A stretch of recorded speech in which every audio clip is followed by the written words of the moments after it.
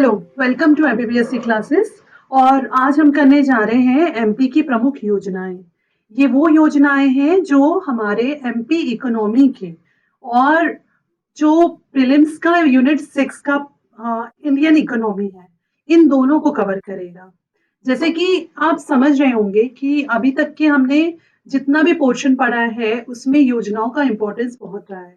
और इकोनॉमी के पेपर में योजनाएं बहुत ज्यादा इंपॉर्टेंट होती हैं और एग्जाम में क्वेश्चंस उठते हैं। तो जो पोर्शन है स्वास्थ्य और रोजगार, मध्य प्रदेश में स्वास्थ्य और रोजगार, सिर्फ यही पोर्शन बच गया था, बाकी पोर्शन हमने कवर कर लिए हैं। तो इससे रिलेटेड एमपी गवर्नमेंट की जो इम्पोर्टेंट योजनाएं हैं, ये उससे रिलेटेड वीडियो है। इन योजनाओं को नोट डाउन कर लीजिए, ये आपके लिए बहुत लाभदायक होने वाला है। इस वीडियो को आप सिर्फ प्रीलिम्स में नहीं, मेंस में भी यूज कर सकते हैं। सो स्टार्ट करते हैं। तो सबसे पहले मध्य प्रदेश सरकार की स्वास्थ्य संबंधी योजनाओं की शुरुआत करते हैं, जिसमें पहली योजना है लालिमा योजना। लालिमा योजना 1 नवंबर 2016 को स्टार्ट हुई थी। कब शुरू हुई थी? 1 नवंबर 2016 को। और इसका उद्देश्य था एनीमिया मुक्त मध्य प्रदेश, है ना। और बेसिकली क्या होता है, बच्चों में, यंग गर्ल्स में, किशोरियों में, गर्भवती स्त्रियों में, धात्री माताओं में, जो न्यू न्यू मदर्स होती है उनमें उनमें खून की कमी हो जाती है। खून की कमी मतलब उनमें वो एनीमिक हो जाती है। उनके ब्लड में जो है हीमोग्लोबिन में उनके ब्लड में हीमोग्लोबिन की कमी हो जाती है, तो उसको एनीमिक कहा जाता है। तो उस एनीमिया को सुधारने के लिए, क्योंकि देखा गया कि मध्य प्रदेश की बहुत ज्यादा महिलाएं एनीमिक थी, तो इसलिए लालिमा योजना शुरू की गई है। और ये ऐसी श्रेणी की महिलाएं कौन इसमें पात्र होगी? इसमें ये जो हमने कहा, किशोरी बालिकाएं, गर्भवती महिलाएं, बच्चों को दूध पिलाने वाली माताएं को पौष्टिक आहार की जानकारी दी जाती है और स्वास्थ्य रहने के तरीके बताए जाते हैं। इस अभियान में क्या किया जाता है, क्योंकि हीमोग्लोबिन किससे बनता है? आयरन से बनता है। तो आयरन फॉलिक एसिड एक ही मतलब होता है। आयरन की टैबलेट बोलो या फॉलिक एसिड बोलो, एक ही मतलब है, ठीक है। तो इसकी गोलियां दी जाती है आंगनबाड़ियों में, शैक्षणिक संस्थानों में, अस्पतालों में, फ्री ऑफ कॉस्ट। और इसमें जो है एनीमिया को दूर करने के प्राकृतिक, परंपरागत, आधुनिक तरीकों का भी प्रचार किया जाता है कि आप अच्छी एक्सरसाइज कीजिए, हरी सब्जियां खाइए, हेल्दी डाइट लीजिए, है ना। और उसके साथ में जो फॉलिक एसिड की टैबलेट्स लीजिए। ये सब बहुत सारे ऐसे तरीके होते हैं। इसके बाद सेकंड नंबर पे है उदिता योजना। उदिता योजना, इसका ये 1 नवंबर 2016 को आई थी। तो याद रख लीजिए, 2016 को लालिमा और उदिता दोनों आई थी। और लालिमा योजना कब आई थी? ये भी 1 नवंबर को आई थी। उदिता योजना भी 1 नवंबर को आई थी। 1 नवंबर हमारे मध्य प्रदेश का स्थापना दिवस भी होता है, ये भी याद रखना है हमको। 1 नवंबर 1956 से हम जो है मध्य प्रदेश का स्थापना दिवस मना रहे हैं, ठीक है। तो उदिता योजना के अंतर्गत किशोरियों को मासिक धर्म संबंधी स्वास्थ्य को बढ़ावा दिया गया। जो मेंस्ट्रुअल साइकिल से रिलेटेड अवेयरनेस है, उससे संबंधित है उदिता योजना। तो इसमें आंगनवाड़ी केंद्रों में स्थापित उदिता कॉर्नर, कौन से कॉर्नर? उदिता कॉर्नर के माध्यम से सैनिटरी नैपकिन्स का वितरण किया जाता है फ्री ऑफ कॉस्ट, ताकि हाइजीन की अवेयरनेस बढ़े। पोषण और स्वास्थ्य शिक्षा, किशोरी बालिकाओं को माहवारी, वही मेंस्ट्रुअल साइकिल की स्वच्छता, उस समय न्यूट्रिशन और हेल्थ रिलेटेड मुद्दों पर प्रशिक्षित किया जाता है। इसमें लाभार्थी कौन है? 18 से 49 एज की महिलाएं इसकी लाभार्थी होती हैं, ठीक है। तो ये हमको एज ग्रुप याद रखना है। ये आप अपने किसी भी आंसर में इसको फिट कर सकते हैं। आप किसी भी हेल्थ रिलेटेड, आप अभी जो मेंस देने वाले हैं उसमें कहीं भी इसको जो है इन योजनाओं को ऐड किया जा सकता है। इसके बाद तीसरा है मुख्यमंत्री बाल आशीर्वाद योजना। ये योजना 2022 अभी रिसेंट में ही चालू की गई है, ठीक है। तो इसमें है कि बाल देखरेख संस्थाओं को छोड़ने वाले 18 वर्ष या अधिक बालकों, ठीक है, को आर्थिक और शैक्षणिक सहयोग देकर समाज में पुनर्स्थापित करना। मतलब कि 18 साल तक की आयु के जो अनाथ बच्चे होते हैं, उन जो अपने संबंधियों या संरक्षणों के साथ में जीवन यापन कर रहे हैं, उनकी आर्थिक सहायता, उनको स्पॉन्सरशिप उपलब्ध कराई जाती है मुख्यमंत्री बाल आशीर्वाद योजना के तहत। इसके बाद में ऑप्टा केयर योजना और स्पॉन्सरशिप योजना के अंतर्गत मध्य प्रदेश में अनाथ बच्चों को वित्तीय सहायता दी जाती है। जो ऑर्फन किड्स होते हैं ना, उनको आर्थिक सहायता की योजना है, ऐसे समझ लीजिए। अब इसके बाद है 1 फरवरी 2013 को आई थी निशुल्क जांच चिकित्सा योजना। ये योजना मध्य प्रदेश सरकार द्वारा निशुल्क जांच योजना के जरिए लोगों को स्वास्थ्य खुशहाल जीवन उपलब्ध कराने की दिशा में एक महत्वपूर्ण कदम है। इस योजना में जो जिला चिकित्सालय होते हैं ना, डिस्ट्रिक्ट हॉस्पिटल्स जो होते हैं, उसमें जो है 38 तरह की पैथोलॉजी जांच फ्री ऑफ कॉस्ट कराई जाएगी। और जो सिविल अस्पताल होते हैं हर शहर में, हर जगह पे, तो वहां पर 29 सामुदायिक स्वास्थ्य केंद्रों पर और प्राथमिक स्वास्थ्य केंद्रों पर और 16 और उप स्वास्थ्य केंद्रों व आरोग्य केंद्रों पर 5 प्रकार की जांच, मतलब पैथोलॉजी टेस्ट जो होते हैं, उसकी इनने कैटेगरी डिसाइड कर दी कि अगर डिस्ट्रिक्ट लेवल का हॉस्पिटल है तो 38 टाइप की जांचें होंगी, सिविल अस्पताल है तो 29 प्रकार की जांचें होंगी, सामुदायिक स्वास्थ्य केंद्र हैं तो 25 प्रकार की जांचें होंगी, प्राथमिक स्वास्थ्य केंद्र हैं तो 16 प्रकार की जांचें होंगी, उप स्वास्थ्य केंद्र और आरोग्य केंद्र है तो 5 प्रकार की जांचें होंगी। और ये सब कैसी होंगी? फ्री ऑफ कॉस्ट होंगी। इसके बाद है निशुल्क डायलिसिस योजना।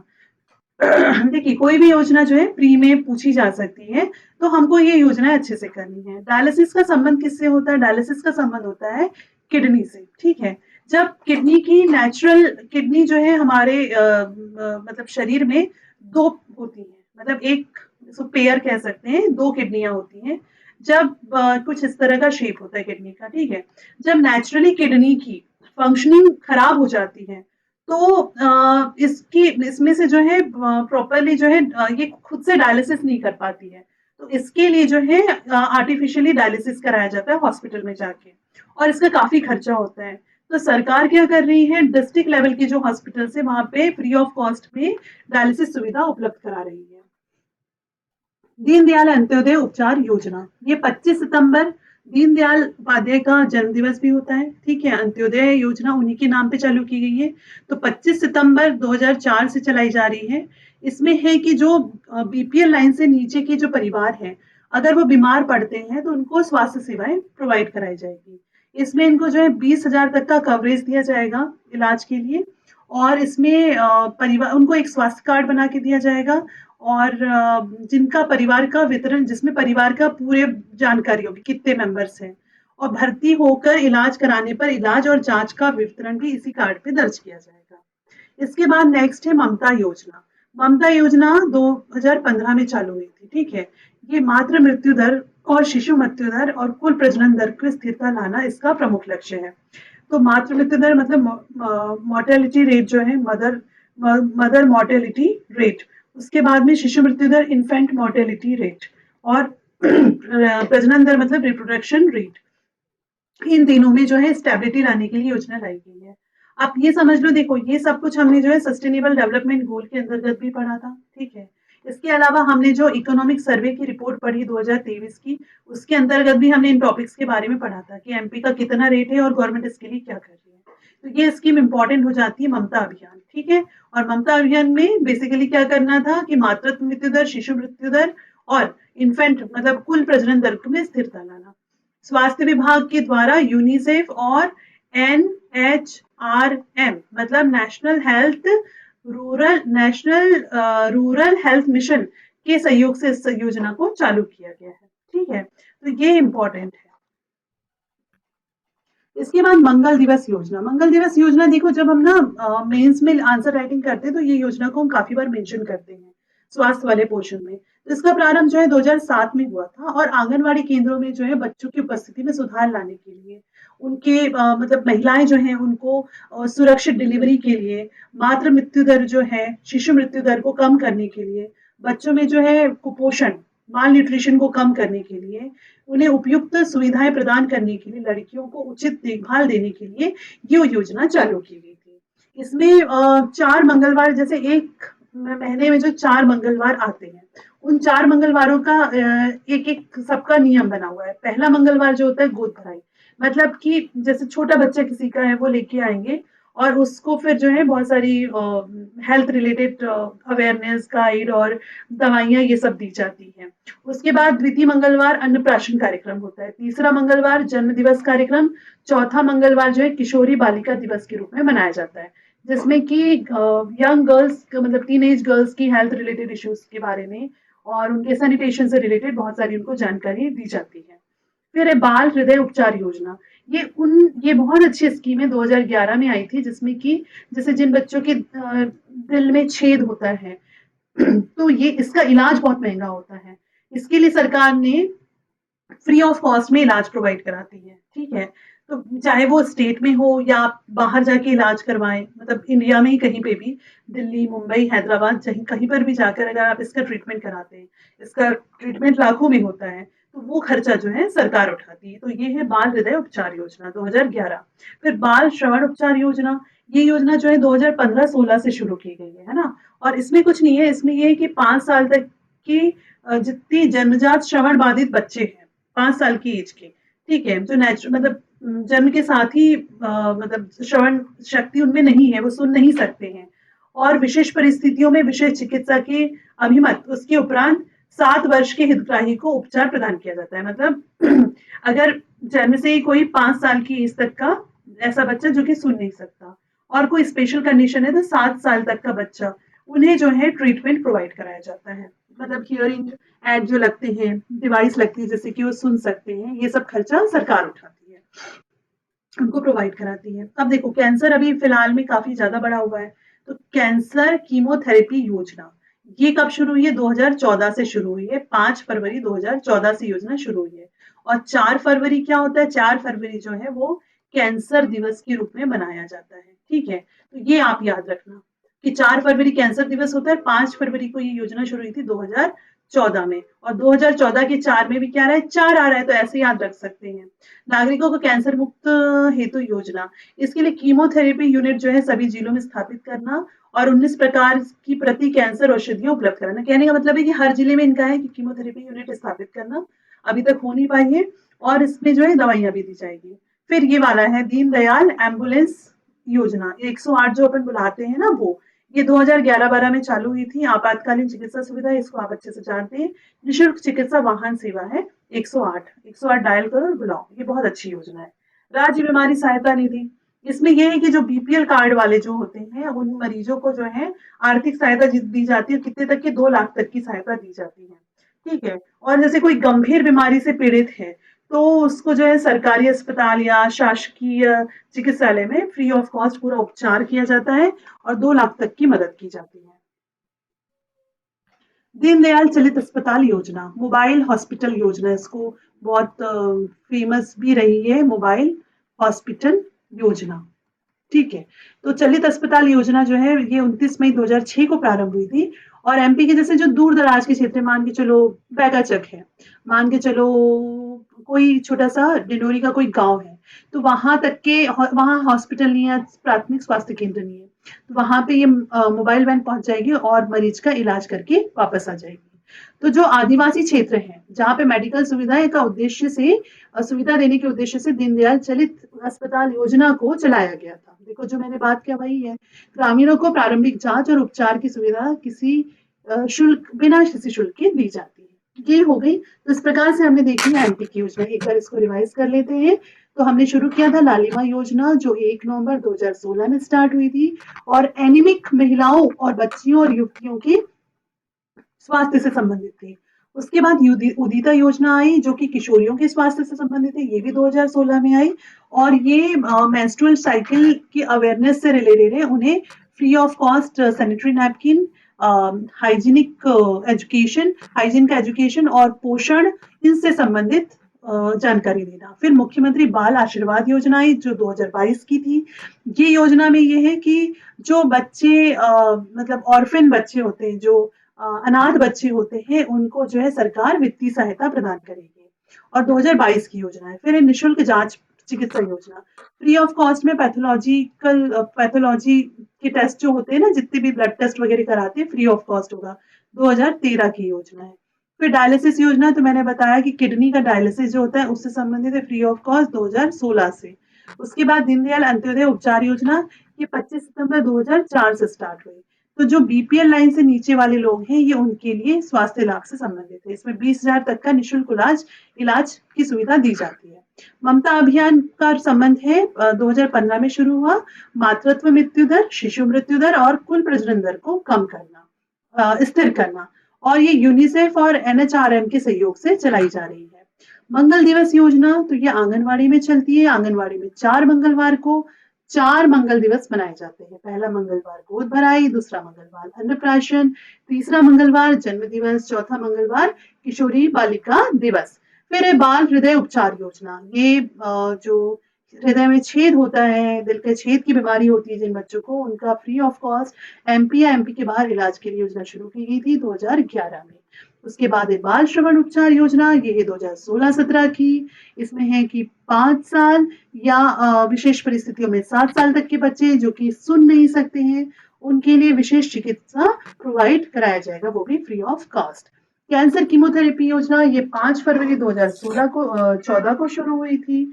और जैसे मैंने आपको बताया कि 4 फरवरी को कैंसर दिवस होता है, तो भारत नागरिकों को, मध्य प्रदेश के नागरिकों को कैंसर मुक्त बनाने की योजना है।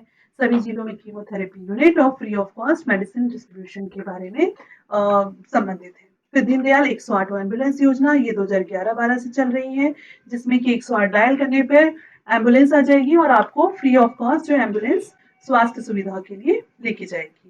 राज्य बीमारी सहायता योजना, ये 2 दिसंबर 1997 को शुरू हुई थी और जो बीपीएल कार्ड धारक है उनको किसी गंभीर बीमारी होने पे 2 लाख रुपए तक की आर्थिक सहायता उपलब्ध कराई जाती है।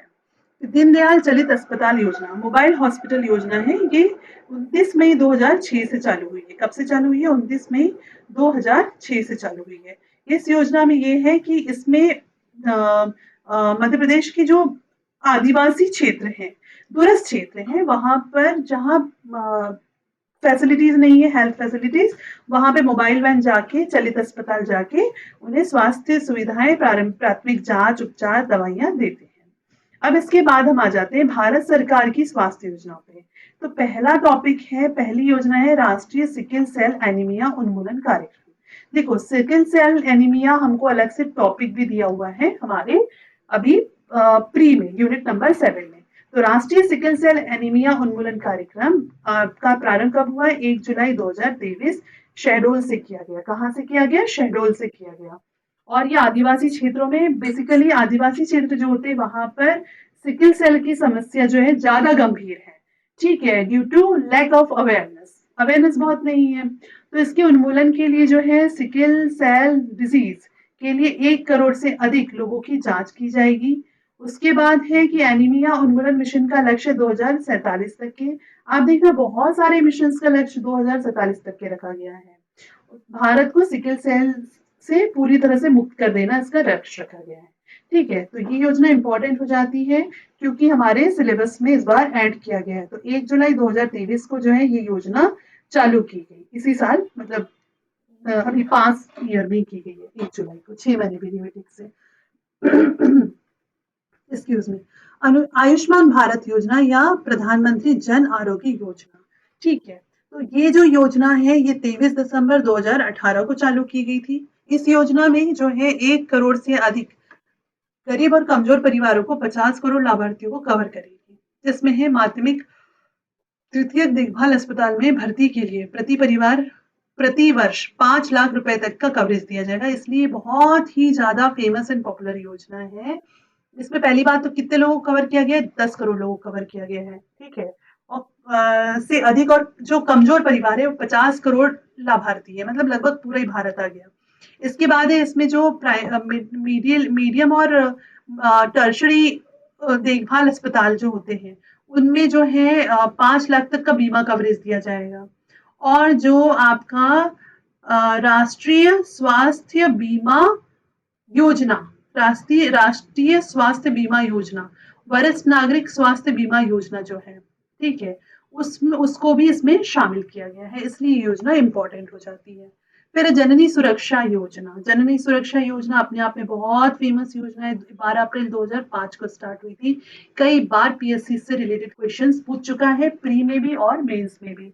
तो जननी सुरक्षा योजना कब शुरू हुई है? 12 अप्रैल 2005, ठीक है।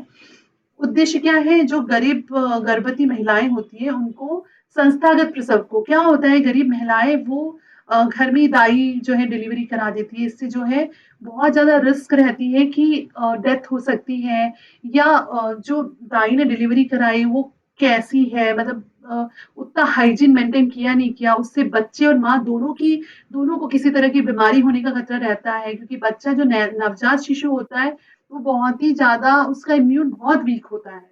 तो इस कंडीशन में, और सरकार इस चीज को बढ़ावा देने के लिए क्या कर रही है, उन्होंने जननी सुरक्षा योजना लाई, जिसमें कि महिलाओं को संस्थागत प्रसव का मतलब है कि हॉस्पिटल में जाके डिलीवरी कर पाना, उसके लिए योजना शुरू की गई है। इससे क्या होगा कि जो प्रसव के समय माता की मृत्यु हो जाती है या नवजात बच्चे की मृत्यु हो जाती है, उसको कम किया जा सके। और इसमें जो है, गांव जो होते हैं वहां पे महिलाओं को 1400 रुपए दिया जाता है, शहरों में 1000 रुपए दिया जाता है। कि अगर आप मतलब लोग ऐसे नहीं मानते हैं, तो एक एक तरह का लालच कह लो, या कह लो कि उनके पास जो आर्थिक तंगी है, कि आफ्टर डिलीवरी वो जो है इतना फ्रूट्स फल खाने पीने की चीजों पे खर्च नहीं कर सकते। तो एक तरह से ये सरकार सहायता देती है कि 1400 रुपए में आप कुछ अच्छी चीज लो, खाओ, दवाइयाँ लो, फ्रूट्स लो, खाओ, ठीक है। और शहरी क्षेत्रों में 1000 रुपए दिया जाता है। तो कहीं ना कहीं ये भी एक मतलब थोड़ा सा एक लालच भी रहता है, या कह लीजिए जो भी है, उससे जो है ये रेट जो है बढ़ा है, और इसकी वजह से ही जो है हमारे इन्फेंट और मातृत्व मृत्यु दर दोनों कम हुआ है। अब आशा की भूमिका, निम्न प्रदर्शन करने वाले राज्यों में जननी सुरक्षा योजना के तहत लाभों का उपयोग करने के लिए गरीब गर्भवती महिलाओं की मदद हेतु आशा मान्यता प्राप्त सामाजिक स्वास्थ्य कार्यकर्ता की भूमिका अहम होती है। ये जो आशा कार्यकर्ताएं होती है ना, ये इनको लेके जाती है हॉस्पिटल डिलीवरी के लिए, या इनको मोटिवेट करती है कि आप जो है संस्थागत प्रसव करिए, ये आपके लिए और आपके होने वाले बच्चे के लिए अच्छा रहेगा। अब सुरक्षित मातृत्व आश्वासन योजना या सुमन योजना। सुमन योजना कब चालू की गई? ये 2019 की योजना है, 10 अक्टूबर। इसमें जो है गर्भवती महिलाएं, नवजात शिशु, प्रसव के 5 महीने तक की माताएं कई मुफ्त स्वास्थ्य देखभाल सेवाओं का लाभ देना।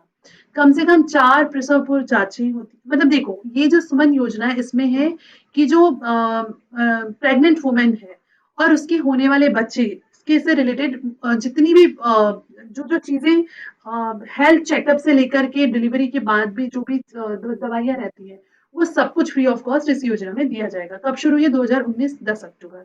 सबसे पहले कम से कम 4 प्रसव पूर्व जांच, 9 महीने में आपको 4 बार इसमें फ्री ऑफ कॉस्ट जांच मिलेगी। 6 ग्रह आधारित नवजात देखभाल दौरे, कि आफ्टर डिलीवरी अगर आप घर पे हैं तो आपके घर पे आकर के 6 बार वो विजिट करके जाएंगे कि आपकी बच्चे की हेल्थ सही है, यानी टीका लगा कि नहीं लगा, ये सारी चीजें। पहली तिमाही के दौरान एक जांच, पहला जो ट्राइमेस्टर होगा, मतलब पहले टर्मिनल में पहली तिमाही में क्या होगा, आपकी पूरी जांच होगी। उसके बाद में अनुपूरण, मतलब इनको पोषण दिया जाएगा, इसका आयरन फॉलिक एसिड जो लालिमा योजना में भी किया जा रहा है, ठीक है। तो ये टैबलेट्स दी जाएगी ताकि किसी तरह की आप एनीमिक ना हो।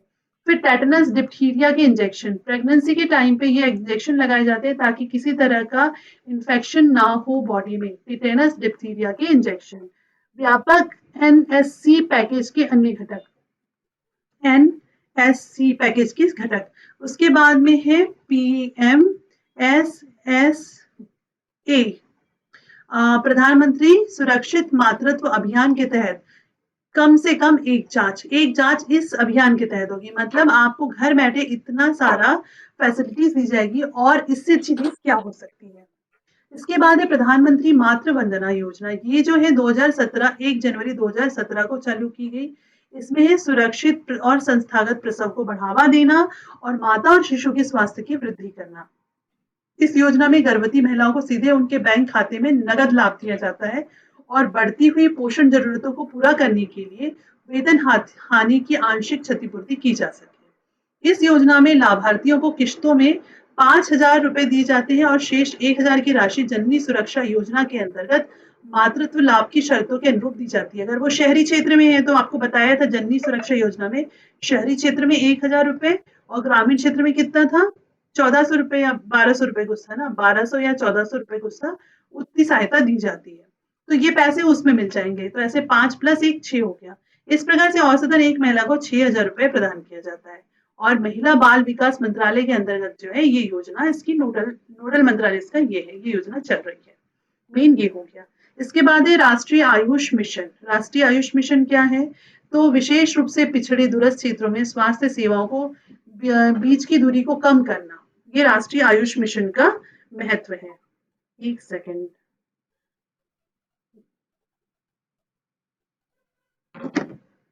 राष्ट्रीय आयुष मिशन 2014 से चालू हुआ है।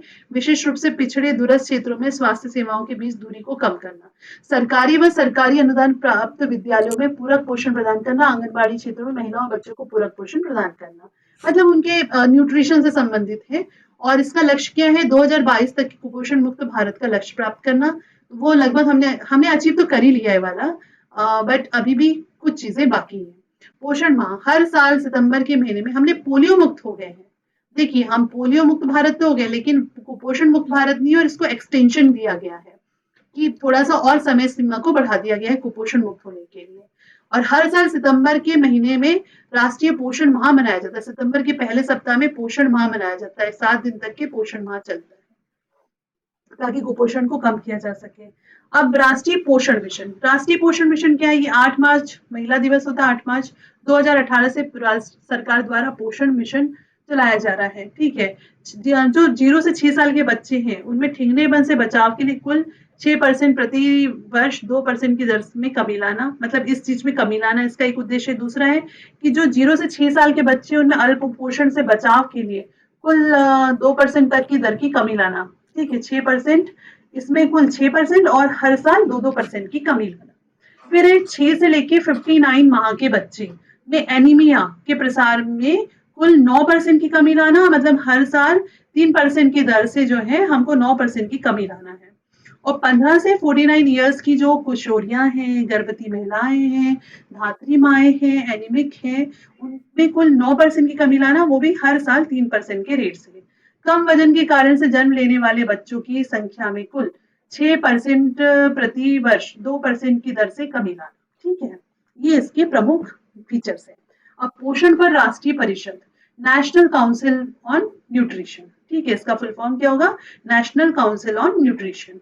तो राष्ट्रीय पोषण परिषद, नेशनल काउंसिल ऑन न्यूट्रिशन, और महिला बाल विकास मंत्रालय। ठीक है, महिला बाल विकास मंत्रालय,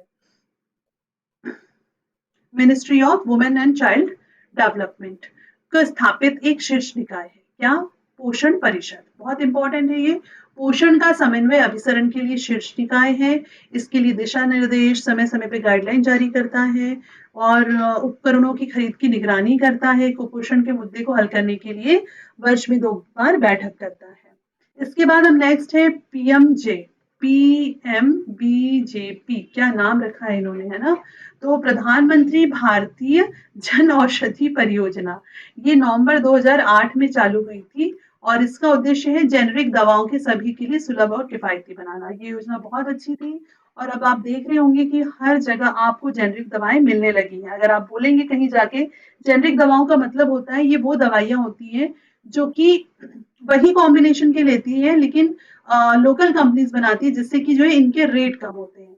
जैसे कि मान के चलो आपने एक पैरासिटामोल लिया या क्रोसिन लिया, तो क्रोसिन एक कंपनी का नाम है। ठीक है, बेसिकली वो क्या होती है? पैरासिटामोल होती है जो कि बुखार की ली जाती है। तो अगर आपने मान के चलिए किसी एलेम्बिक कंपनी का या किसी और सिप्ला का लिया, तो वो एक गोली, मान के चलिए, एक बता रही हूँ मैं कि एक पत्ता आ रहा है 20 रुपए का, और वही आप जो है उसको जेनेरिक दवा के नाम से लेंगे कि हमको भैया आप जेनेरिक क्रोसिन दे दो, तो वो आपको पैरासिटामोल देंगे और वो पत्ता, वही सेम पत्ता जिसमें 6 गोली आ रही 20 रुपए की, वही 6 गोली आएगी 5 रुपए की।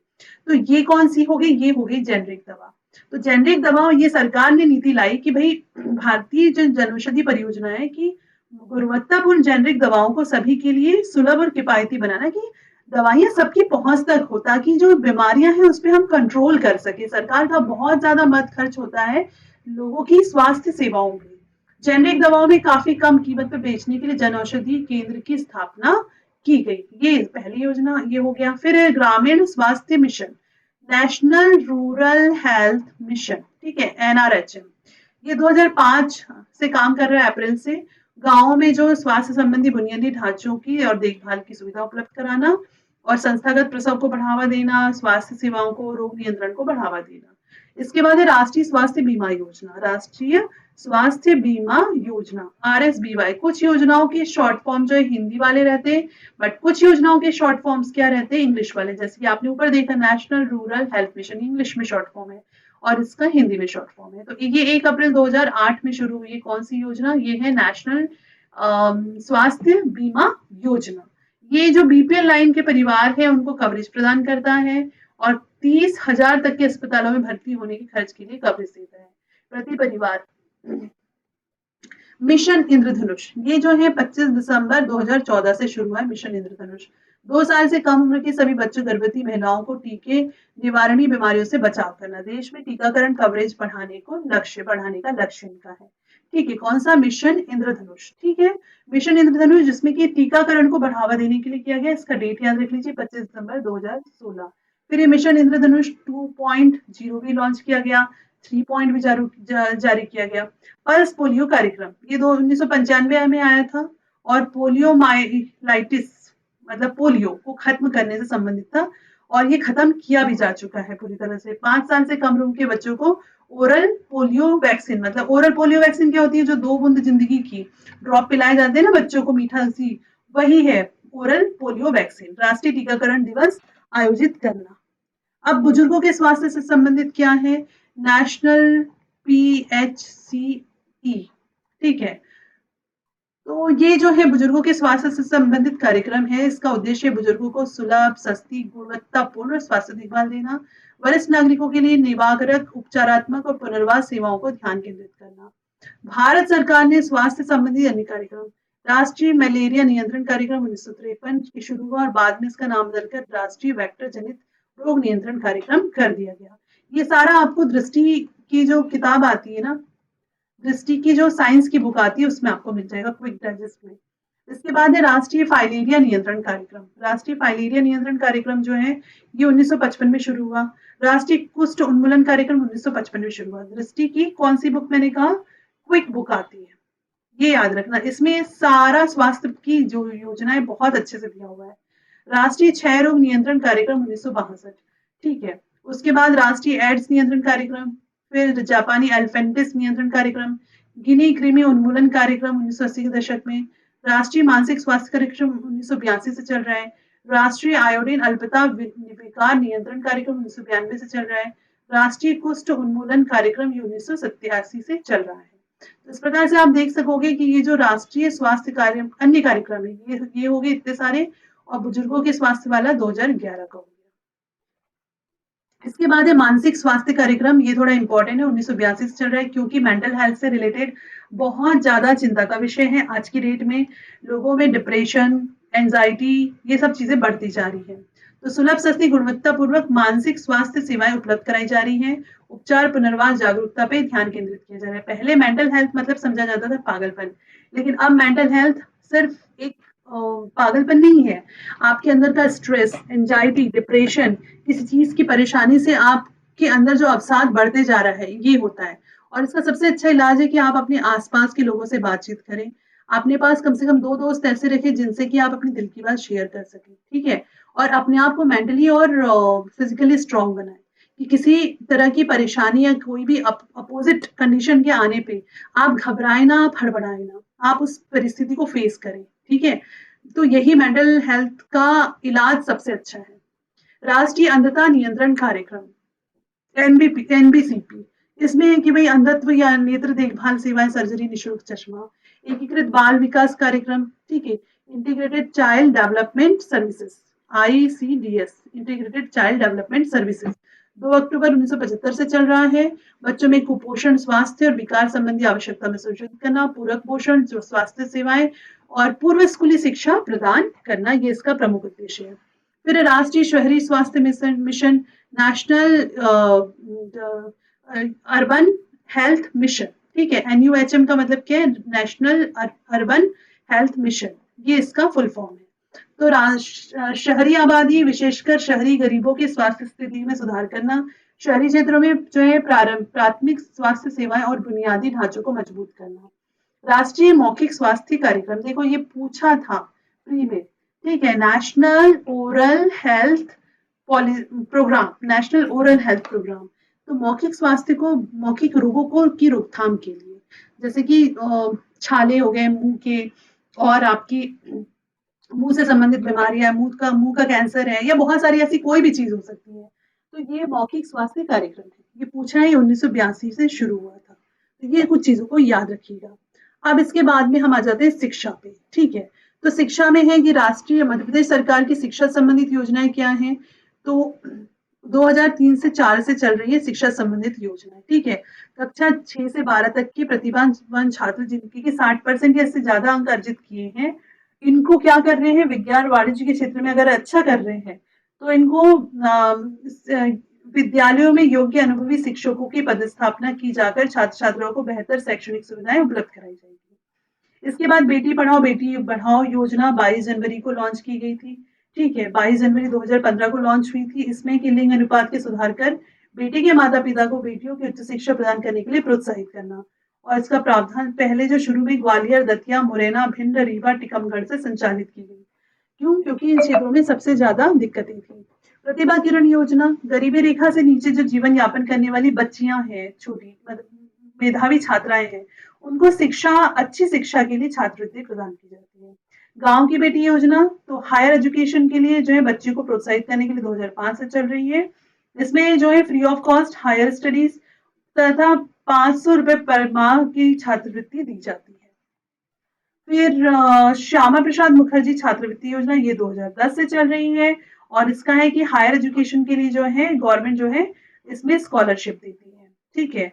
और 12वीं में जिन बच्चों ने बोर्ड में 80% से ज्यादा अंक लाए हैं उनको छात्रवृत्ति की फीस परिपूर्ति जैसी सुविधाएं प्रदान की जाती है। निःशुल्क साइकिल वितरण परियोजना, ये तो बहुत फेमस परियोजना है जो 2016 से 2016-17 से चल रही है। और जो बहुत ही एकदम दूर दुराज के गांव जो रहते हैं वहां परिवहन की समस्या होती है, वहां पर ये सुविधाएं दी जा रही है। इसके बाद है एकल बालिका निःशुल्क शिक्षा योजना, 25 सितंबर 2005 से योजना चल रही है। बालिका शिक्षा को प्रोत्साहन देना, बढ़ावा देना और माध्यमिक शिक्षा के सभी विद्यालयों में निःशुल्क शिक्षा उपलब्ध कराना। एक परिवार की 2 बालिका होने पर निःशुल्क शिक्षा दी जाती है और 50% की जो है उनको छूट भी दी जाती है। फिर स्कूल चले हम अभियान, ये 2001-2 से चालू हुआ था। इसका बड़ा अच्छा गाना आता था टीवी में, स्कूल चले हम। तो ये शिक्षा के उच्च स्तर पे उठाना और शिक्षा को समाज से जोड़ने की कड़ी के रूप में प्रारंभ करना। 6 से 14 साल के बच्चों को इसमें मतलब स्कूल की जाने के लिए प्रोत्साहित किया जाता है। फिर उसके बाद ये जो 2001 में योजना चालू हुई थी, वो 2009-10 में इसका आगे का एक्सटेंशन हुआ। इसमें ये हुआ कि प्रदेश के हर बच्चे को स्कूल में प्रवेश होना चाहिए। पहले में मोटो था कि शिक्षा का स्तर ऊंचा उठाना और समाज की हर तबके को इससे जोड़ना। और सेकेंड में क्या हुआ कि स्कूल में प्रवेश हो सबका, शाला छोड़ने की दर कम हो। मध्य प्रदेश शासन ने अभियान चलाया था स्कूल चले हम, ठीक है। और इसमें जो है सतत रूप से स्कूल आने और गुणवत्ता युक्त शिक्षा सुनिश्चित करने के उद्देश्य से हर स्कूल में स्कूल चले हम अभियान को व्यापक व जन आंदोलन के रूप में क्रियान्वित किया गया था। 2009-10 की बात थी। फिर है शंखनाद योजना। शंखनाद योजना का संबंध जो है कि बेसिकली आपने पढ़ा होगा, हमने उसमें भी देखा था यूनिट 10 जब मैंने आपको करवाया था एमपी के ट्राइब्स, उसमें मैंने आपको बताया था शंखनाद योजना प्रमुख योजनाएं जो बताई थी कि जनजातीय क्षेत्रों में शिक्षा की पहुंच को सुनिश्चित करना, यहाँ की जो विद्यालयों में भागीदारी बढ़ाने के लिए और महाविद्यालय में छात्रों के विकास वाहिनियों की गठित की गई और इन क्षेत्रों में विभिन्न योजनाएं की जानकारी दी जाती है। फिर हेड स्टार्ट योजना, ये 2000 से शुरू की गई। इसमें है कि कंप्यूटर साक्षरता को बढ़ावा देने के लिए हेड स्टार्ट का संबंध किससे? कंप्यूटर साक्षरता से है। तो विद्यालयों में कंप्यूटर शिक्षा के कार्यक्रम को लागू करना और मिशन राजीव गांधी शिक्षा मिशन द्वारा संचालित किया जा रहा है इसको। तो इस प्रकार से आपने देखा कि जितनी योजनाएं थी ये हमारे एमपी के स्वास्थ्य और शिक्षा से संबंधित योजनाएं थी। और बेसिकली यही मेन इसका है। बची हुई जो चीजें हैं कि जैसे प्रमुख विद्यालय क्या है करेंट, और इसमें जो है करेंट को ऐड कर देंगे। तो मुझे लगता है कि प्री के हिसाब से ये हमारे लिए सफिशिएंट होगा। तो आज की वीडियो में इतना ही, मिलते हैं नेक्स्ट वीडियो में। Thank you so much for watching this video.